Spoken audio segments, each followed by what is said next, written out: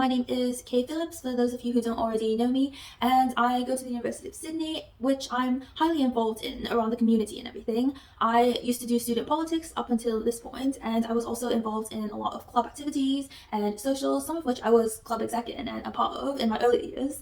So unfortunately, today this video will not be about that. It's going to be about something a little more serious, which is several issues around the student community.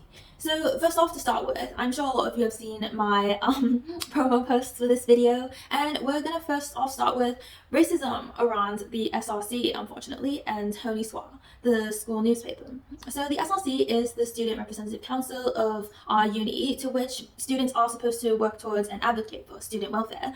But unfortunately, that seems to have not been the case recently, as although a lot of SRC members have worked hard towards certain goals and accomplishments, there have been others that have been doing some less than savory things. Where earlier this year, some of these students who were also identifying as socialists indicated they were against the voice,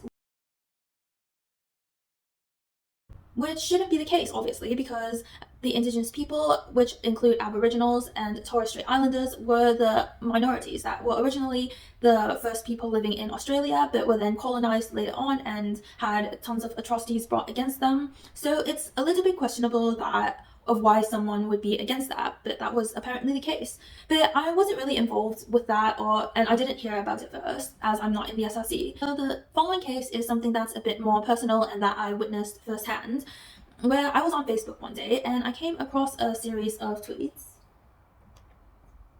where it was posted by the school newspaper, hodi, where Ben McRory, the Indigenous officer of the SRC, stated that he wished to vote this down, let us, the Indigenous students, organize this, to which a racist girl, which is just what I'm going to call her, from the grassroots faction, said, I don't see why we need to consult the Indigenous officer on this. And Bertie Source, who was a representative from the Uluru Dialogues, stated that Bertie was struggling to speak through the heckles from non-Indigenous councillors on the SRC. So just from this, we can see that the SRC members were sort of paving over what the Indigenous people, Ben and Bertie, had to say. So that picture was just posted. So I see a comment from the person in question, who was the racist, as I mentioned before. She's trying to defend her statement in the screenshot, saying, sorry, we absolutely do not need to consult a right-wing office bearer when it comes to First Nation justice-related issues, blah, blah, blah. I'm just paraphrasing. You can see all of this for yourself in the link I will provide in the description.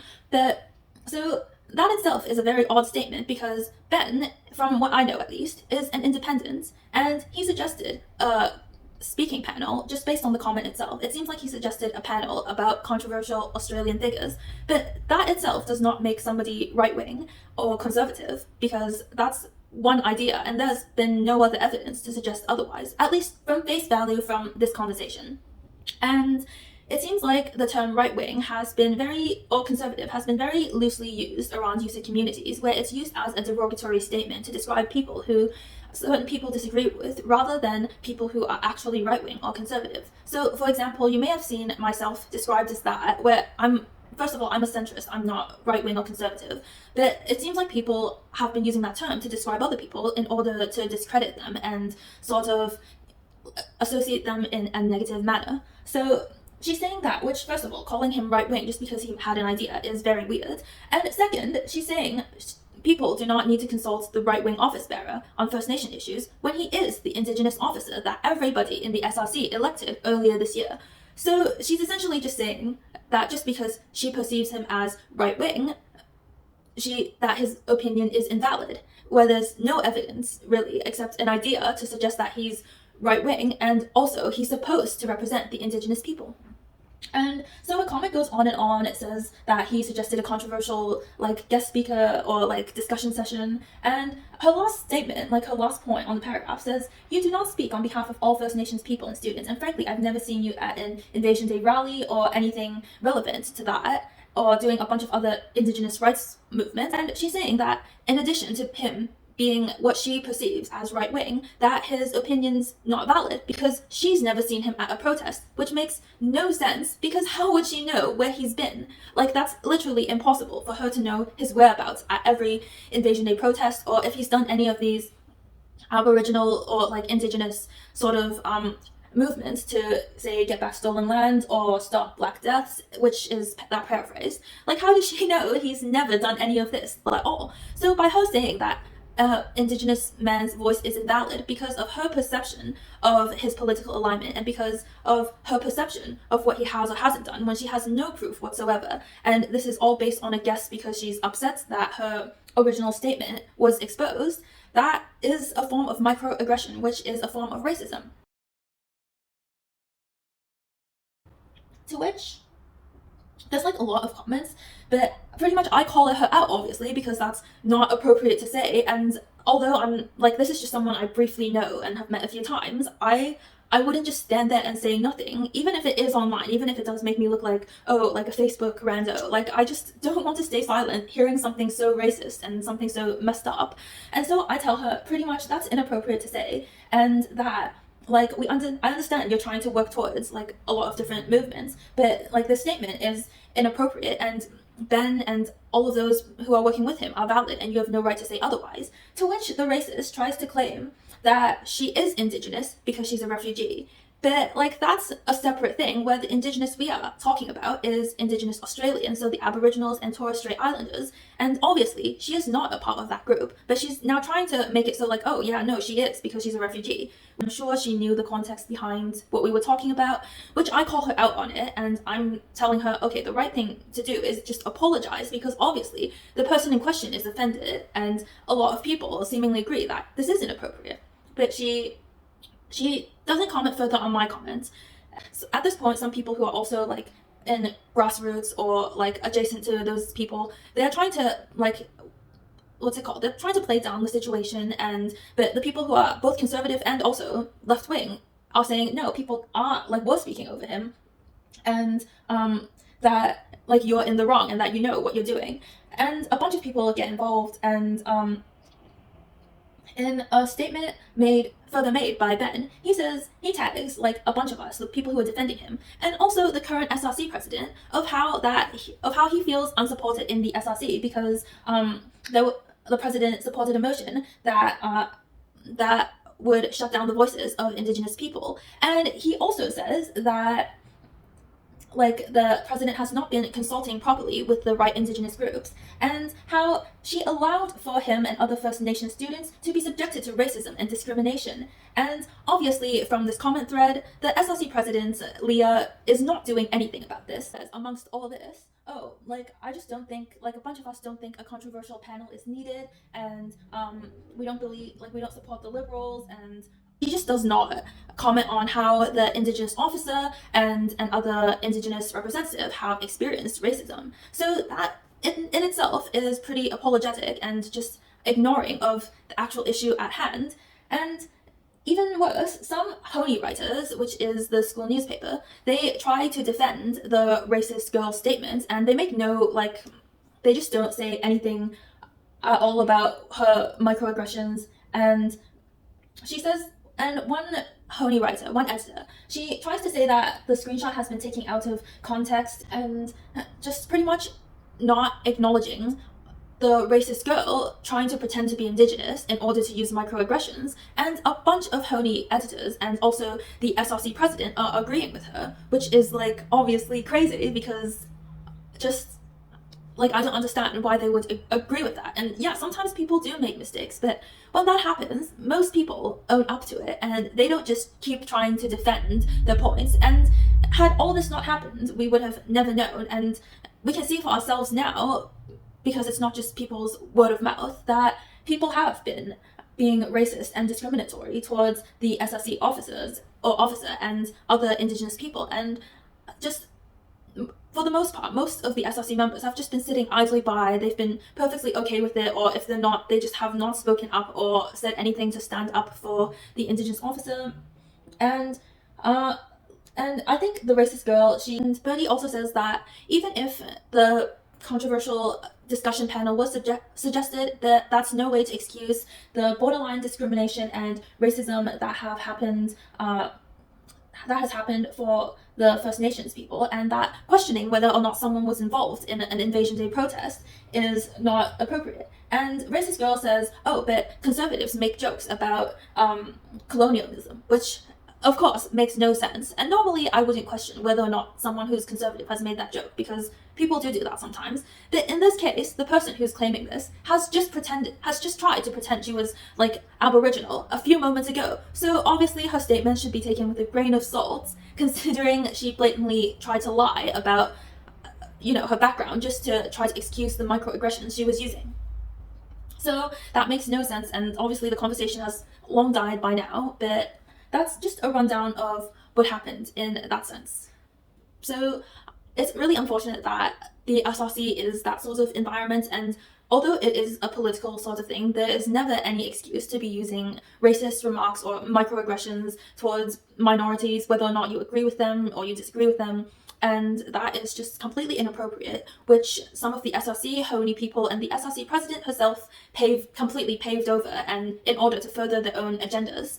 So that is the update on that. And so personally, I think they and this whole scenario is very messed up. So this brings us to our second matter at hand, which was last year there was a group of people in the SRC who were trash talking me and my faction, which is Interpol, a group of international students working towards international student welfare. And because they were just talking trash about us, saying like, oh, we tried to like bend the rules and not follow like what people usually do, and that means we were cheating, but we weren't. We were well within all the rules. So my friends and I thought it would be funny to make a meme based off of that, because I think this was the break. We had nothing better to do. So we make a meme, which I'll post here. And we post it on the Interpol Facebook page, and it gets about 20 views. And I get a weird message from this like rando saying, hey, I just want to say that you don't have permission to use the SRC's logo, and this is early campaigning, and I'm going to have to ask you to take this down, otherwise I'm going to make a complaint against you. And I look at this person's picture. Of course, they're white. And I have nothing against people of any race, but this is one of those scenarios where a white woman is acting, as people would say, like a Karen towards, of course, a person of color. So big surprise there, not. So I think one of the interns answered it. I got them to deal with it because I'm just like, I cannot be bothered with this white woman. And so I go around and show people this white woman's message, and people are like, that's not just some white woman, that's the SRC president. I'm like, wow, and I thought I was bored. So, in short, the SRC president tried to complain against me making a meme, and just like one of the many white saviors out there who secretly like to beat down on people of color, in this instance, and like in the instance I mentioned before with the whole being complacent to racism thing, it seems like people who are in this faction of white women, which is Grassroots and Switch, are not as supportive of people of color as they would like to portray themselves as. Seeing as how one white woman was just completely ignored how an Indigenous man said that he was subjected to racism, another white woman tried to form a path to possibly complain against me and tell me not to post a meme, which, like, again, the meme didn't even mention anyone's name. It was just the SRC logo. And other white women who I interacted with from this faction, this was when I was first running for USU last year, and I wanted to use the color yellow because at this point I was new. I didn't know who the other factions were. And white woman number 3 just says, oh, I'm sorry, I'm going to be using yellow because I thought everyone knew I was running and that everyone knew who I was. And I'm like, I have no idea who you are, nor like that you were running, because I have never heard of you and we have never met. And I am new to this. Clearly from my name, she would be able to tell, wow, I've never seen this person in student politics before. So I just leave her on red and I use it anyways because it was a different shade of yellow, clearly. And if she had just asked, hey, I kind of wanted to use yellow, it's our faction color, is it okay if you pick another color? If she was nice about it, I actually would have just forgotten about the color yellow and picked God knows what. But because she was just acting so entitled, I decided to use yellow, and because I also had it in my head and it was a different shade, so I decided to go from there, and that is why Interpol is yellow.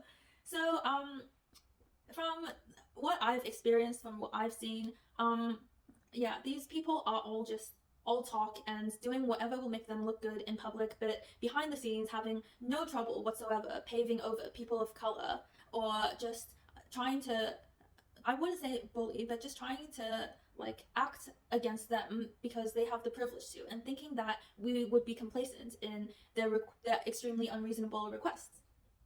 So that's my second story. So if these two scenarios weren't bad enough, another thing I also personally witnessed was I was outside Fisher Library one day and I see some people protesting. And like protests are common around university because students are sort of fighting for better rights, welfare, etc. That's completely fine and normal.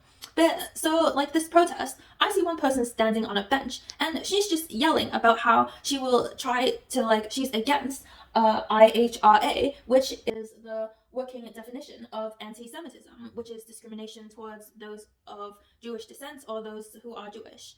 And I'm looking at the protest, like I don't know what it was about. It could have been just anything. I'm not that involved, but she's just saying how that she will do her best to prevent this working definition of anti-Semitism from passing, because that means it would mean that people would not be allowed to criticize certain governments. And now I know, like, I'm sure a lot of you know, there's the whole debate and topic of the controversy between Israel and Palestine. But that aside, anti-Semitism affects Jewish Australians, so people living here, people who have no involvement in those countries and are not part of the government, obviously, just everyday students who are Jewish would be affected by anti-Semitism, right? So this would be the equivalent of saying, oh, like we don't want a motion of antisynophobia to pass because obviously a lot of Asians were affected by COVID because we want to criticize the Chinese government. Like those are two different things where like this is not just about the government. This is affecting tons of Chinese and Asian people everywhere. And this person's just out on the streets yelling how she's against this definition of anti-discrimination. So I see like some people were like introducing themselves. All of them are SRC relevant, or some of them are SRC members. I don't remember which ones, but I guess I do have the full video if I really need to refer to it. And these were some of the people from the Socialists who were also the people that were like against the Voice earlier this year. So just with these three instances, you really have to ask yourself, wow, where are my uni fees going towards, and why is this world so messed up? And I wish I had an answer for that, but I really don't. And of course, people will protest or fight against like what they want to believe. A lot of people have very strong beliefs and they do actually believe what they're doing is right, even if they're told otherwise. So that's not really anything we can do about that. But I think what we can do to help would be to listen to the voices of minorities and not do anything that is discriminatory or racist towards minorities, and listen to what they have to say, and if you can, amplify their voices, because some of us may not be able to speak for other types of minorities. So that's what I will be doing more of from now on. And I think another thing I mentioned in my video promotion was that hodi was obsessed, and that is also another thing I wanted to speak about a bit, is that last year especially was pretty bad because I was in the running for USU, and of course the press would try to get info and like maybe see if the candidates have done anything controversial, which I haven't, because I know that I don't have any sort of discriminatory vocabulary and I don't do things that are messed up. But like these people were like digging, where some people would look up like the clubs I was part of and start messaging the other club execs if I've ever done anything bad, if there's any dirt on me, and asking very invasive questions besides that, such as my race, for God knows what reason. And I feel like that's going a bit too far when you have to like look up the information on somebody's race for whatever reason, especially when I haven't done anything bad. I don't understand why someone would want to know my race and like other personal details as well, just like my full name, who my parents were. That was also another thing that was brought up. And I feel like that at that point, that's kind of obsessive. But it gets worse, where sometimes I would also be mentioned in, and at the time I thought it was really funny and I was like, oh wow, I'm like campus famous. But looking back, this is actually kind of creepy, where someone would just write like, use code names for some of the student politicians, especially me, and just write about me, like things I post on Facebook, or what I'm doing in the election long after the election has ended. And it's not just me as well. I've seen them do it to other people, especially other independents. They just started shitting on me, in short, when I first started out. And just throughout the whole thing, people were very fake. Of course, people were trying to dig up dirt, like more than dirt really, like some extremely personal information.